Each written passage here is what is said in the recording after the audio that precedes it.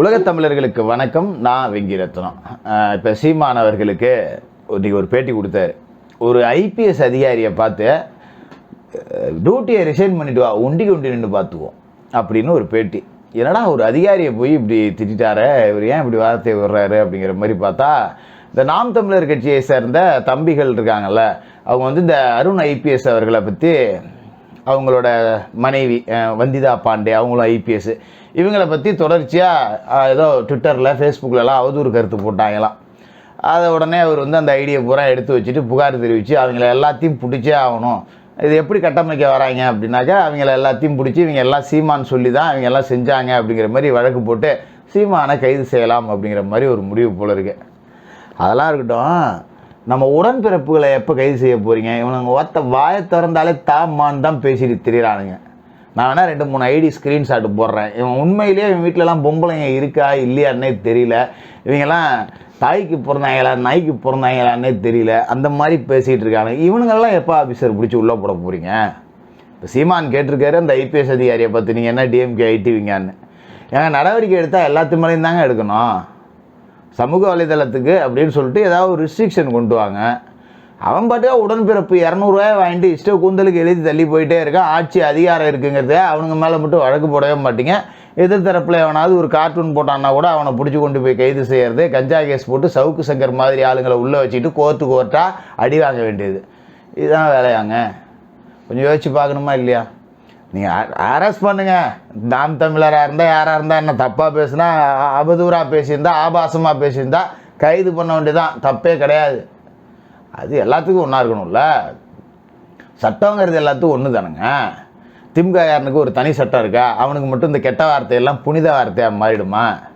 இந்த கிறிஸ்துவ மதத்தில் ஒரு வீடியோ பார்த்தேன், அந்த கதையாக தான் இது இருக்குது. முடவன் எந்திரிச்சு நடக்கிறானா, அப்படியே பார்த்தீங்கன்னா ஒரு ஆள் வீல் சேரில் வரான். இந்த பாஸ்ட் ஜபம் பண்ணுறாரு, ஆண்டவரே ஆண்டவரே ஆண்டவரேன்னு கத்துறாரு. டப்புன்னு எந்திரிச்சு நின்றான். என்னடா இது அதிசயமாக இருக்குது, இயேசு கிறிஸ்து அந்தளவுக்கு உடனடியாக செயல்பட்டு முடிச்சிட்டாரு அப்படின்னு சொல்லிட்டு இவன் டக்குன்னு எந்திரிச்சு நின்றான்.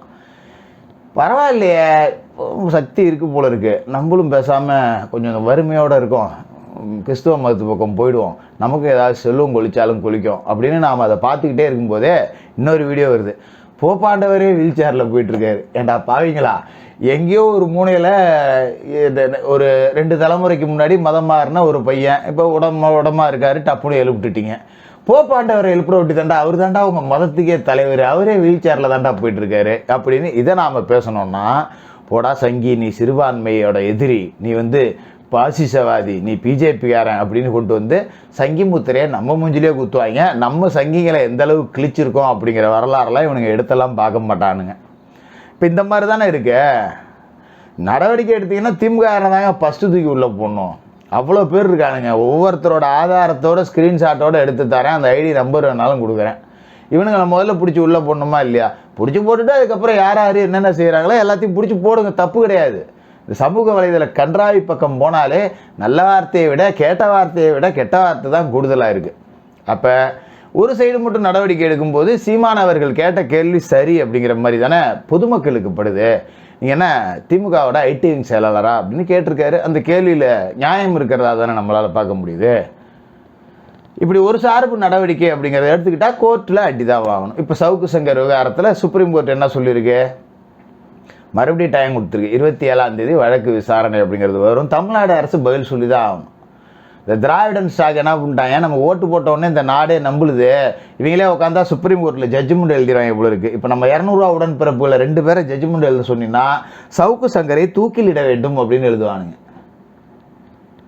இதில் இந்த நம்ம வேல்வீச்சு வாழ்வீச்சு முரட்டு முட்டை அண்டா இருக்காருல்ல செந்தில், ஐயோ உண்மையிலேயே இந்த ஆள் சாப்பாட்டுக்கு பதிலாக ஏதோ வித்தியாசமாக சாப்பிட்றாருங்க. ஏன்னா சாப்பாடெல்லாம் சாப்பிட்டா இந்த அளவுக்குலாம் முட்டு கொடுக்க முடியாது.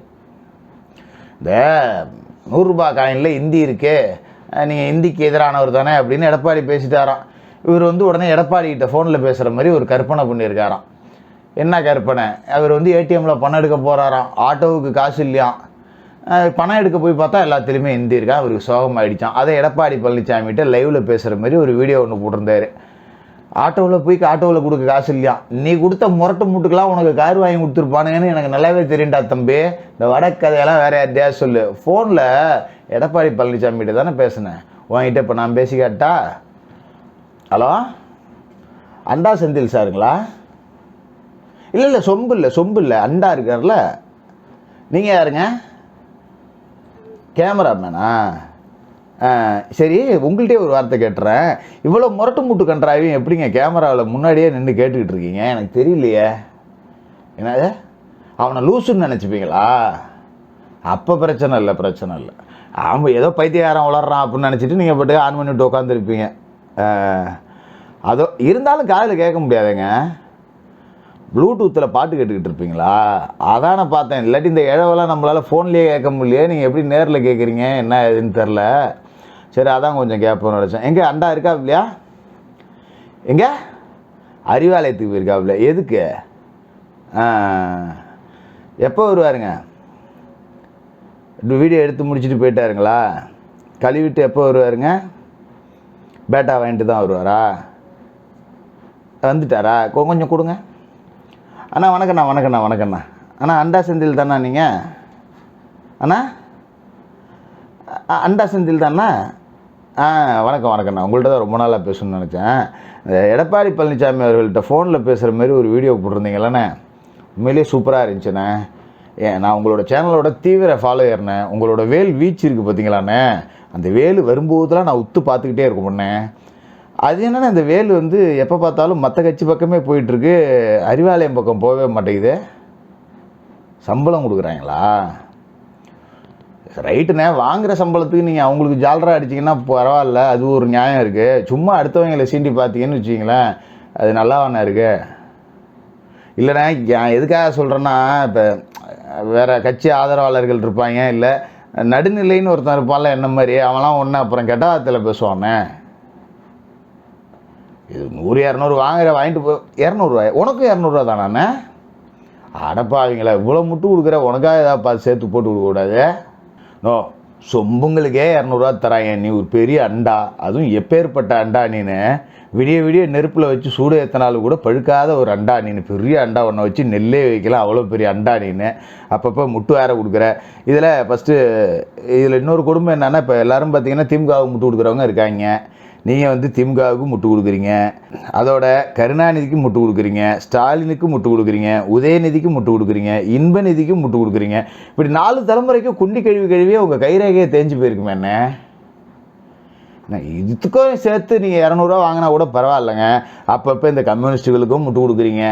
ராகுல் காந்தி தான் சிறந்த பிரதமர்னு முட்டு கொடுக்கணும், அதோட திருமாவளவனுக்கு முட்டு கொடுக்கணும், அதோட இந்த இவங்களை எதிர்த்து திட்டுறவன் வாங்குறவன் போகிறவனுக்கு எல்லாத்தையும் சகிச்சிக்கணும், காரி துப்புனாலும் தொடச்சிக்கணும். இவ்வளோ பிரச்சனை இருக்குங்க. இவ்வளோ இருந்தால் 200 பத்தா? இல்லை, கொஞ்சம் பார்த்து சேர்த்து கேளுங்க. எப்படியோ ஒரு நாளைக்கு மிரட்டிய ஸ்டாலின் மிரண்ட மோடி, மிரட்டிய ஸ்டாலின் மிரண்ட ஆளுநர், அடுத்த நாளே வச்ச ஆப்பு பிக்ஷாட்டாய் மாறிய ஸ்டாலின், உதயநிதி செய்த தரமான சம்பவம், வலுவான ஆப்பில் உட்கார்ந்த அண்ணாமலை, இப்படி வகையாக வாய் வீச்சு பண்ணுறீங்களாண்ணே. இதுக்கு 200 கட்டாதுண்ணே. போதுங்கிறீங்களா? இல்லைண்ணே, இப்போ நான் எதுக்காக உங்களுக்கு போதாதுங்கிறத நீங்கள் முடிவெடுத்துங்கண்ணே. ஆனால் 200 கட்டாது. இன்னும் ஒரு 4 தலைமுறைக்கு சேர்த்து முட்டு கொடுக்க வேண்டிய தேவை வரும்ண்ணே. அதுக்காக என்ன பண்ணுறீங்க, 200 பதிலாக எக்ஸ்ட்ரா ஏதாவது ஒன்று வாங்கிக்கிங்க. இப்படி என்னாலையும் பேச முடியும், இதை விட இன்னும் பச்சாவும் பேச முடியும். பொதுவெளியில் நாகரிகம் கருதி மரியாதையாக பேசுகிறேன். உங்களாட்ட ஸ்கிரிப்டெல்லாம் எழுதி பேச மாட்டேன். உட்காந்து நீ எப்போ எங்கே பேச சொன்னாலும் நான் பேசுவேன்.